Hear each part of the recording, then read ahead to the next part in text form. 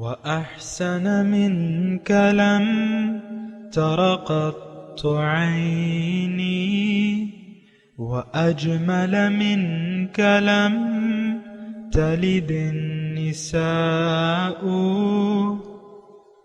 خلقت مبرأ من كل عيب خلقت مبرأ من كل عيب كأنك قد خلقت كما تشاء كتاب أنزلناه إليك مبارك ليدبروا آياته وليتذكر أولو الألباب.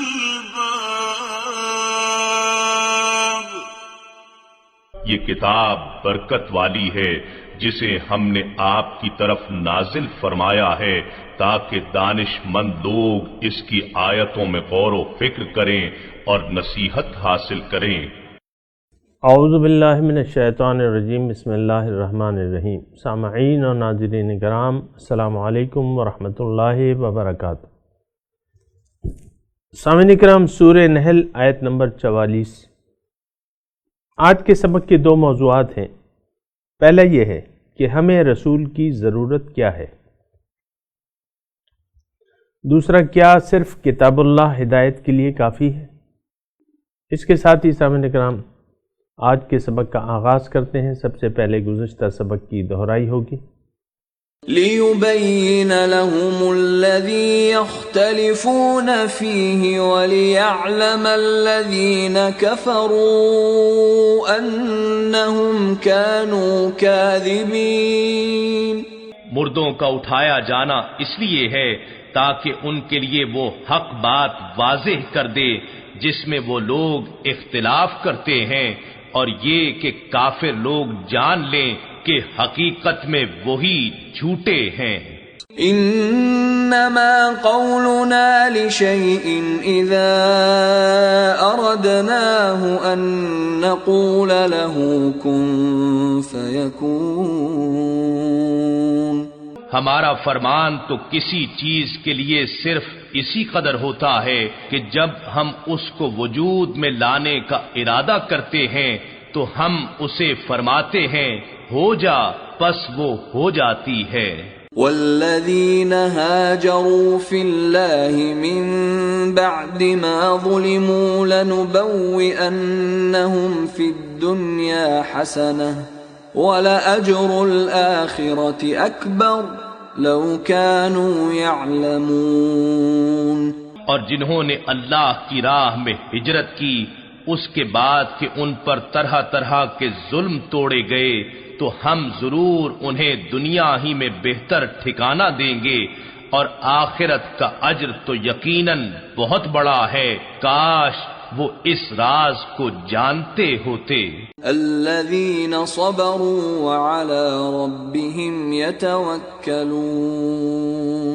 جن لوگوں نے صبر کیا اور اپنے رب پر توکل کیے رکھتے ہیں. وما ارسلنا من قبلك الا رجالا نوحی الیہم فاسألوا اہل الذکر ان کنتم لا تعلمون. اور ہم نے آپ سے پہلے بھی مردوں ہی کو رسول بنا کر بھیجا جن کی طرف ہم وہی بھیجتے تھے، سو تم اہل ذکر سے پوچھ لیا کرو اگر تمہیں خود کچھ معلوم نہ ہو. سامعین کرام، سورہ نحل آیت نمبر 44.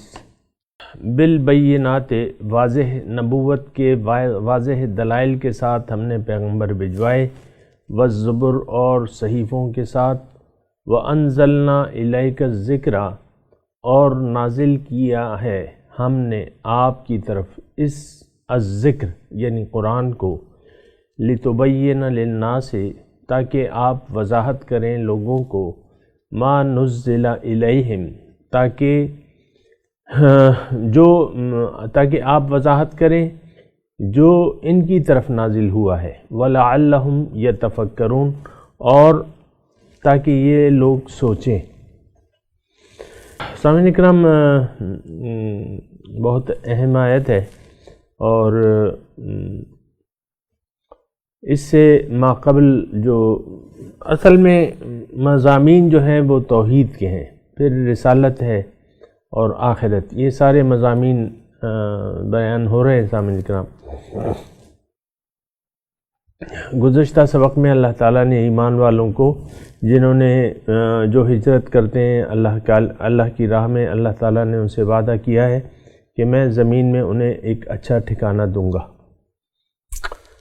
لَنُبَوِّئَنَّهُمْ فِي الدُّنْيَا حَسَنَةً وَلَأَجْرُ الْآخِرَةِ اکبر، اور آخرت کا اجر جو ہے وہ تو زیادہ ہے، کاش یہ جانے۔ تو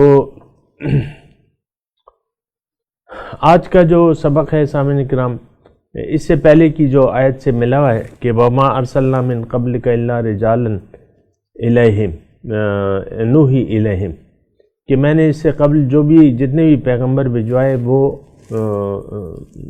مرد تھے، اور ان کی طرف ہم نے وحی کی۔ تو آپ اے لوگوں تم پوچھ لو، جو اہل ذکر ہیں ان سے پوچھ لو اگر تم جانتے نہیں۔ بالبینات والزبر، اور جتنے بھی رسول آئے اپنے نبوت کے واضح دلائل لے کے آئے۔ ہر پیغمبر جو ہے وہ بذات خود ایک دلیل ہوتی ہے سامعین اکرام۔ معجزہ یعنی پیغمبر کی رسالت کا سب سے بڑی دلیل اس کی ذات ہوتی ہے سامعین اکرام، اور اس کے بعد اس کے ساتھ جو کتاب ہوتی ہے، جو ہدایت قرآنی ہوتی ہے، وہ بھی ایک دلیل ہوتی ہے، کیونکہ پیغمبر کی دعوت دلیل سے ہے۔ ہر پیغمبر نے جو دعوت پیش کی ہے تو وہ دلائل کے ساتھ ہے۔ جہاں تک معجزات کا تعلق ہے، وہ حسب ضرورت حالات کے حساب سے اللہ تعالیٰ اگر چاہتا ہے تو معجزہ دکھا دیتا ہے۔ مثال کے طور پہ جتنے بھی آپ پیغمبر ہیں تو ان کے یا تو قوم نے، مثال کے طور پہ شعیب علیہ السلام کی قوم نے، نہیں صالح علیہ السلام کی قوم نے اونٹنی کا وہ پتھر کا مطالبہ کیا کہ اس سے گابن اونٹنی نکلے، وہ ہو گیا بہرحال۔ لیکن آپ دیکھیں کہ اکثریت پیغمبروں کی وہ یعنی معجزات کی بنا پہ رسالت، یعنی ہر رسول جو آیا ہے، مثال کے طور پہ آپ انگلیوں پہ گن لیں جو قرآن کے وہ ہیں، تو حضرت نوح علیہ السلام ہے، پھر وہ ہیں قوم عاد ہے، قوم سمود ہے، پھر یونس علیہ السلام کی قوم جو ہے، یہ ساری قومیں جو ہیں یہ یعنی معجزہ آنے کے ساتھ معجزہ کبھی نہیں دکھایا جاتا، الا یہ کہ حالات کا تقاضا ہو، جیسے کہ فرعون تھا، اس نے خدائی کا دعویٰ کیا تھا تو اللہ تعالیٰ نے وہ بھی ساتھ کر دیے، 2-3 معجزات جو تھے وہ ساتھ کر دیے۔ بہرحال عیسیٰ علیہ السلام ہے تو ان کے جو ہے پیدائش بھی معجزانہ طور پہ ہوئی ہے سامعین اکرام، پھر وہ بستر میں بولے بھی ہیں، لیکن معجزات سے کوئی ایمان نہیں لاتا۔ آپ دیکھ لیں حضرت عیسیٰ علیہ السلام تشریف لائے اور بچپنے کی حالت میں انہوں نے بات چیت شروع کر دی، انی عبداللہ، اور لیکن قوم نہیں مانی اور انہوں نے اپنے خیال سے ان کو پھانسی پہ چڑھا دیا۔ اصل میں جو دلیل ہوتی ہے نا سامعین اکرام، وہ کتاب اللہ ہے، نبی اللہ اور کتاب اللہ، یہ بڑی بڑی دلائل ہیں۔ اور انسان معجزہ اسے کہتے ہیں وہ کام جس سے انسان عاجز ہو، تو پیغمبر رسالت سے بھی یعنی انسان عاجز ہے، اور کتاب اللہ کی ہدایت جو ہے اس سے بھی، ہدایت خداوندی، اس سے بھی انسان عاجز ہے۔ تو یہ بڑے بڑے دلائل ہیں۔ اور بالبینات والزبر، یعنی پیغمبر واضح دلائل اور کتابیں لے کے آئے، زبر صحیفوں کو کہتے ہیں، اور وَأَنزَلْنَا إِلَيْكَ الذِّكْرَ، اب حضور صلی اللہ علیہ وسلم مخاطب ہیں براہ راست، اور اس کا میں نے آپ کو ترجمہ سنا دیا ہے، لیکن اس میں دیکھیں 2-3 مضامین ہیں اس آیت میں، اور وہ یہ ہے کہ اللہ تعالیٰ نے ایک تو وحی کی ضرورت بتائی ہے، پھر نبی کی ضرورت بتائی ہے، یہ دونوں لازم و ملزوم ہیں، کتاب بغیر نبی کے نہیں آتی، نبی بغیر ہدایت خداوندی کے نہیں ہوتا، یہ بات نوٹ کر لیں سامعین اکرام۔ اصل میں سامعین اکرام میں اور آپ ایسے ماحول میں رہ رہے ہیں جہاں ہم لوگ جو ہے نا، یعنی یہ دیکھیں یہ ایک مرض ہے ہمارا، اور یہ اگر جتنی جلدی ہم اس مرض کو، اپنے مرض کو، اپنی بیماری کو جان لیں تو وہ اتنا ہی زیادہ بہتر ہے۔ ہدایت کی ضرورت کیا ہے، کیوں آتی ہے؟ قرآن جو کہ ہمارے سامنے ہے اور ہمارے پاس ہے، اللہ تعالیٰ کی کتاب، اس کی کیا ضرورت ہے؟ سامعین کرام، ہدایت سماوی جو ہے وہ کیوں ہے، کیوں آتی ہے؟ اصل میں انسان کو اللہ تعالیٰ نے جس مقصد کے لیے پیدا کیا ہے، یہ کتاب میں کیا ہوتا ہے، یہ اس کو اس مقصد تک پہنچنے کا طریقہ بتاتی ہے، یہ ایک بات یاد رکھیں۔ پھر پیغمبر کی جو ذات ہے وہ کتاب کی عملی وضاحت کرتی ہے، تو صرف کتاب سے کام نہیں چلتا تھا اور نہ اب چلتا ہے۔ کتاب جب تک اس کا عملی مظاہرہ نہ کر دیا جائے اس پہ عمل کا، تو اس کو یعنی وہ ہدایت غیر مؤثر ہوتی ہے۔ کتاب کی تشریح کرنے والا وہ یعنی کتاب کے ساتھ ہی آتا ہے سامنے کرام، کتاب کی وضاحت اور تشریح کرنے والا، یہ دونوں چیزیں لازم و ملزوم ہیں۔ ابھی ہم نے آیت پڑھی ہے وَأَنزَلْنَا إِلَيْكَ الذِّكْرَ لِتُبَيِّنَ لِلنَّاسِ، ہم نے نازل کیا ہے آپ کی طرف الذکر، قرآن کا نام ایک الذکر بھی ہے، یہ یاد رکھیں۔ الذکر یعنی نصیحت، اور ظاہر ہے کہ نصیحت ہی ہے، اور لِتُبَيِّنَ لِلنَّاسِ، اب رسول کی ڈیوٹی کیا ہے؟ تاکہ آپ وضاحت کریں لوگوں کو ما نزل الیہم، جو ان کی طرف نازل کی گئی ہے۔ اس میں سامعین کرام ایک میسج، ایک پیغام بالکل واضح ہے کہ کتاب کی ضرورت انسان کو ہوتی ہے، پیغمبر تو ازلی ہدایت یافتہ ہوتا ہے۔ سامعین کرام یہ بات نوٹ کر لیں، وہ چنیدہ لوگ ہیں، ازلی ہدایت یافتہ ہوتے ہیں،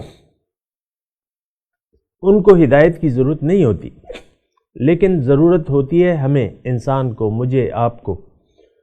تو پھر پیغمبر کا کام کیا ہوتا ہے کہ وہ اس کی وضاحت کرے، یعنی اس پہ عمل کرنے کی تدابیر بتائے، اس پہ عمل کرنے کا عملی طریقہ، نمونہ بتائے۔ لِتُبَيِّنَ لِلنَّاسِ، آج بہت سے لوگ سامعین کرام سنت یعنی حضور صلی اللہ علیہ وسلم کی اسوہ حسنہ کو اتنی اہمیت نہیں دیتے، اور یہ بہت ناسمجھی کی بات ہے۔ ایک تو میں آپ کو تذکرہ کر رہا تھا کہ کتاب کی ضرورت ان لوگوں کو ہے سامنے، یہ جملہ نوٹ کر لیں، جو اپنے مقصد حیات کو حاصل کرنا چاہتے ہیں۔ مقصد حیات کیا ہے؟ اللہ، وَأَنَّ هَذَا صِرَاطِي مُسْتَقِيمًا فَاتَّبِعُوهُ وَلَا تَتَّبِعُوا السُّبُلَ۔ اللہ تعالیٰ فرماتے ہیں کہ دیکھو یہ میرا راستہ ہے، وَأَنَّ هَذَا صِرَاطِي، یہ میرا راستہ ہے، یہ جو صراط مستقیم ہے یہ میرا راستہ ہے، اس پر چلو گے تو مجھ تک پہنچ جاؤ گے۔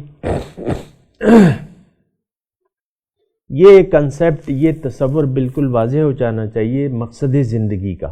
دیکھیں روز ازل، ویسے میں آپ کو ایک بات بتا رہا ہوں، اتنی ضروری بات ہے، یعنی ہمیں اصل میں اپنے مقصد حیات کا معلوم ہی نہیں ہے، اکثریت کو معلوم نہیں ہے۔ اس کی وجہ یہ ہے کہ ہم نے ظاہر کی طرف رخ پھیرا ہوا ہے معاشرتی دباؤں کی وجہ سے، اور نہ سوچنے کی وجہ سے، تفکر نہ کرنے کی وجہ سے. یہاں آپ نے آیت میں پڑھا نا وَلَعَلَّهُمْ يَتَفَكَّرُونَ، تاکہ یہ سوچیں. تو نہ سوچنے کی وجہ سے، عقل کو نہ استعمال کرنے کی وجہ سے ہمارا رخ ظاہر کی طرف ہو گیا ہے. ہم ظاہر دار ہیں، دنیا دار لوگ ہیں. اب یہ ہے کہ سمجھ جو ہے پھر یعنی اس پہ گرد وغیرہ پڑ جاتی ہے، پھر وہ کام نہیں کرتی. لیکن اپنے آپ کو سمجھانا چاہیے، اور قبل اس کے کہ وہ وقت آئے کہ آپ سمجھ جائیں اور پھر آپ عمل کا ارادہ کریں تو پھر وہ موقع نہیں دیا جائے گا. ایک بات جو میں کہنا چاہ رہا تھا اپنے مضمون میں وہ یہ ہے کہ ہمیں اپنے مقصد حیات کا لازماً بالکل کلیئر پتہ ہونا چاہیے. دیکھیں قرآن سے ہی میں ساری بات چیت کر رہا ہوں.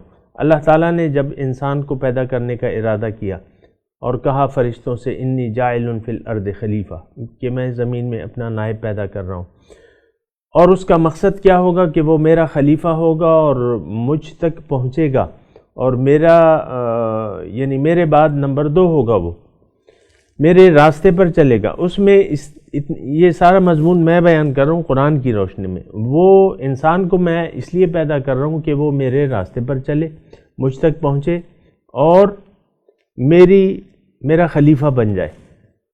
یہ اتنی استعداد انسان میں موجود ہے سامعین کرام. تو اللہ تعالی مقصود ہے، اللہ مقصود زندگی ہے سامعین کرام. اللہ تک پہنچنا، جب میں اللہ مقصود ہے کہتا ہوں تو اس کا مطلب کیا ہوتا ہے کہ قرب الہی اور معرفت الہی، ملاقات اور دیدار الہی، یہ سارا اس کا تو منزل ہماری اللہ تعالیٰ ہے. تو دیکھیں میں آپ کو اس واقعے کی طرف اشارہ کر رہا ہوں کہ جب شیطان نے انکار کر دیا اور شیطان کو معلوم تھا کہ اللہ تعالیٰ ہی انسان کی منزل ہے، تو اس نے پھر چیلنج کیا، کیا لَأَقْعُدَنَّ عِنْدَ صِرَاطِكَ الْمُسْتَقِيمِ، اے اللہ تعالیٰ تو اس کو اپنے لیے پیدا کر رہا ہے، لیکن تیری طرف جو سیدھا راستہ آ رہا ہے اور جس پہ یہ چل کے تیری طرف آئے گا، تو لَأَقْعُدَنَّ عِنْدَ صِرَاطِكَ الْمُسْتَقِيمِ، میں اس سیدھے راستے پر ان کو بیٹھ کے بہکاؤں گا. ثُمَّ لَآتِيَنَّهُمْ مِنْ بَيْنِ أَيْدِيهِمْ وَمِنْ خَلْفِهِمْ وَعَنْ شَمَائِلِهِمْ وَلَا تَجِدُ أَكْثَرَهُمْ شَاكِرِينَ أو كما قال.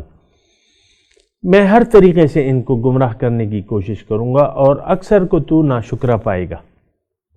اور شیطان نے سامعین کرام آپ دیکھ رہے ہیں کہ اکثریت ہم میں سے، اکثریت اللہ تعالیٰ سے غافل ہے. ہم میں سے اکثریت نے اللہ تعالیٰ سے رخ موڑ لیا ہے اور اپنا رخ دنیا کی طرف کر لیا ہے، اور یہ بہت نقصان دہ بات ہے. کسی اور کے لیے نقصان نہیں ہے، ہمارے اپنے لیے نقصان دہ ہے. ہم تو اللہ تعالیٰ کا کچھ بھی نہیں بگاڑ سکتے اور نہ ایسا ہو سکتا ہے. تو یہ نقصان سارا ہمارا خود ہی ہے سامعین کرام. اللہ تعالیٰ نے فرمایا ان احسنتم احسنتم لانفسکم وَإِنْ أَسَأْتُمْ فَلَهَا، اگر تم نیکی کرو گے تو اپنے لیے کرو گے، اور اگر برائی کرو گے تو اس کا وبال تمہیں بھی ہوگا.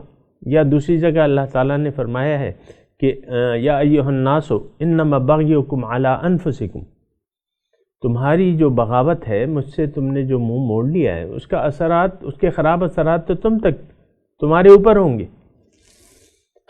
علی انفسکم، تو ایک تو یہ بات بالکل کلیئر ہونی چاہیے.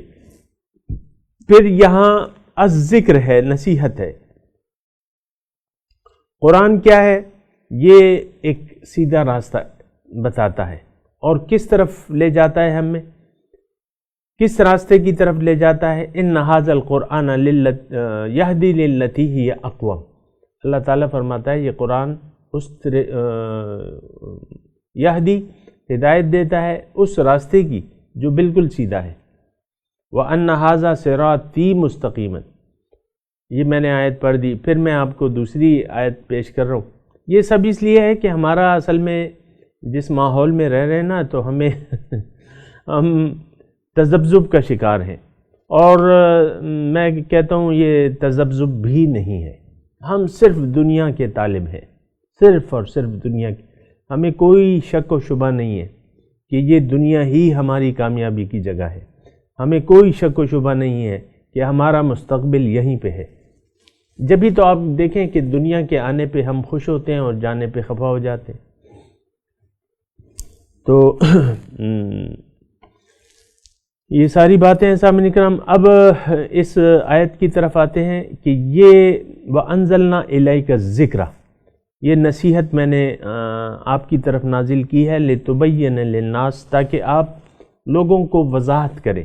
اب دیکھیں وضاحت جو ہے یہ پیغمبر کی ڈیوٹی ہو گئی، اور آپ کو میں نے کہا کہ کوئی کتاب، دیکھیں کتاب یہ تو ایک عام بات ہے سامعین کرام کہ کتاب ہوگی تو ساتھ وضاحت کرنے والا ہوگا۔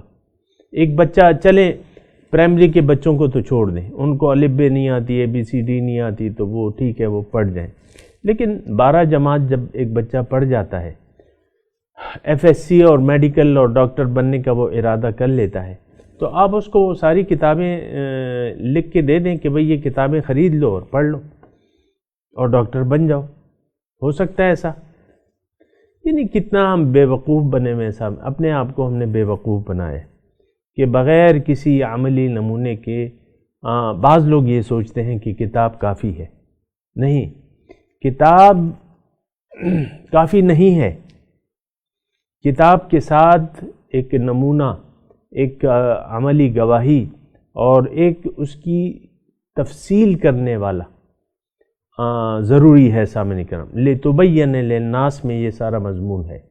اکیلی کتاب جو ہے وہ کافی نہیں ہے، اور اکیلی کتاب میں وہ ساری چیزیں تفصیل سے موجود نہیں ہیں جو کہ آپ دیکھیں کہ اب یہ ایسی باتیں ہیں کہ میں یعنی مجبوراً مجھے اس کی تفصیل کرنی پڑ رہی ہے۔ نماز ہے، مثال کے طور پہ نماز ہے، نماز کا حکم ہے، کتاب میں کہیں نماز کا طریقہ نہیں لکھا۔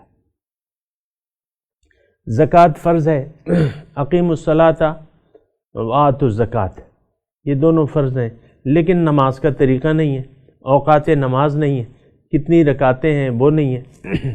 پھر آپ دیکھیں زکوٰۃ، کتنی زکوٰۃ ہے، مال میں کتنی ہے، جانوروں میں کتنی ہے، کھیتی میں کتنی ہے، یہ کوئی اس کا نہیں ہے وضاحت۔ اب حج کا ہے تو حج کب کون سے مہینوں میں ہوگا، اس کے کیا ارکان ہیں، کیا شرائط ہیں، یہ نہیں ہے۔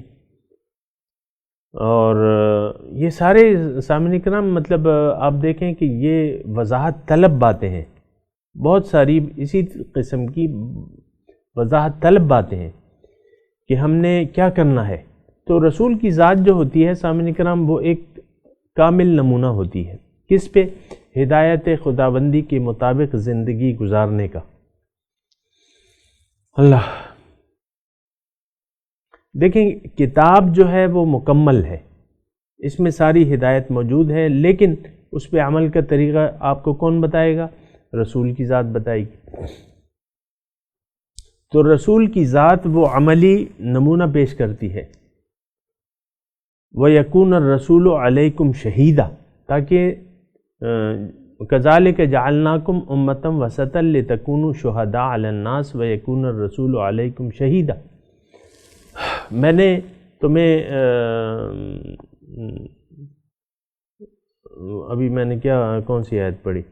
جعلناکم امت، تمہیں میں نے ایک اے مسلمانوں ایک درمیانی امت بنایا ہے تاکہ تم لوگوں کے لیے ایک عمل کا نمونہ پیش کرو، بہترین اخلاق کا ایک نمونہ پیش کرو، اور تمہارے لیے نمونہ جو ہے وَيَكُونَ الرَّسُولُ عَلَيْكُمْ شَهِيدًا، تمہارے لیے رسول کی ذات نمونہ ہوگی۔ تو سامعین اکرام رسول کی ذات جو ہے وہ ایک نمونہ ہے، مکمل نمونہ ہے۔ وَلَكُمْ فِي رَسُولِ اللَّهِ أُسْوَةٌ حَسَنَةٌ لِمَنْ كَانَ يَرْجُو اللَّهَ وَالْيَوْمَ الْآخِرَ وَذَكَرَ اللَّهَ كَثِيرًا، تمہارے لیے رسول کی ذات میں ایک بہترین نمونہ ہے جو اللہ تعالیٰ سے ملاقات کا امیدوار ہو، یرجو اللہ، والیوم، اور یوم آخرت میں کامیابی کا امیدوار ہو، اور وہ اللہ تعالیٰ کو بہت بہت یاد کرتا ہو، تو رسول کی ذات میں اس کے لیے وَلَكُمْ فِي رَسُولِ اللَّهِ أُسْوَةٌ حَسَنَةٌ، یعنی رسول کی ذات جو ہے وہ ایک قرآن کا عملی نمونہ پیش کرتی ہے ہمارے سامنے۔ ایک شخص آئے اماں عائشہ کے پاس اور حضور ان سے وضاحت طلب کر رہے تھے، کیف کان خلق رسول اللہ صلی اللہ علیہ وسلم، اماں جی مجھے بتائیں کہ رسول صلی اللہ علیہ وسلم کا اخلاق کیسے تھے، خلق۔ تو واپس انہوں نے سائل سے سوال کیا کہ اما قرأت القرآن، کیا تم نے قرآن نہیں پڑھا ہے؟ انہوں نے کہا پڑھا ہے۔ ان کا کان خلقہ القرآن، ان کا خلق تو سارا قرآن تھا۔ تو رسول مکمل قرآن ہے۔ حضرت علی یعنی حضور کے امتی ہیں، وہ فرماتے ہیں القرآن کتاب صامت وانا کتاب ناطق، قرآن ایک خاموش کتاب ہے اور میں ایک بولتی ہوئی کتاب ہوں۔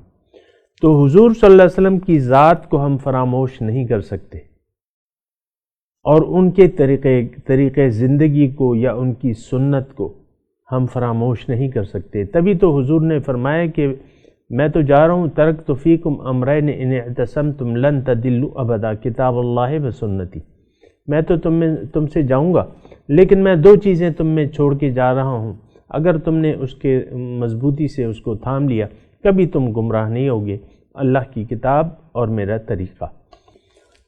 تو سامعین کرام، یہ مضمون ابھی جاری ہے اور ابھی وقت ہو گیا ہے ہمارا پورا، اور ابھی میں تلاوت کرتا ہوں، آپ میرے ساتھ دہرائیے۔ بالبینات والزبر وانزلنا الیک الذکر لتبین للناس ما نزل الیہم ولعلہم یتفکرون۔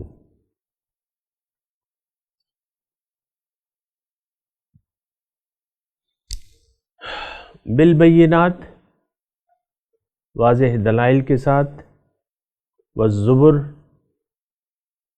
اور صحیفوں کے ساتھ، وَأَنزَلْنَا إِلَيْكَ الذِّكْرَ، نازل کیا ہے ہم نے آپ کی طرف الذکر، قرآن، لِتُبَيِّنَ لِلنَّاسِ، تاکہ آپ وضاحت کریں لوگوں کو، مَا نُزِّلَ إِلَيْهِمْ، جو ان کی طرف نازل ہوا ہے، وَلَعَلَّهُمْ يَتَفَكَّرُونَ، اور تاکہ وہ لوگ سوچیں۔ سامعین کرام، اس آیت کی تلاوت اور ترجمہ سنتے ہیں۔ بالبینات والزبر وأنزلنا إليك الذكر لتبين للناس ما نزل إليهم ولعلهم يتفكرون. With the clarifications and the scriptures, and we revealed to you the reminder that you may clarify to the people what was revealed to them, and that they may reflect. اس کے ساتھ ہی آج کے درس کا وقت اختتام کو پہنچا۔ انشاءاللہ اگلے درس میں ملاقات ہوگی۔ وآخر دعوانا ان الحمد للہ رب العالمین، والسلام علیکم ورحمۃ اللہ وبرکاتہ۔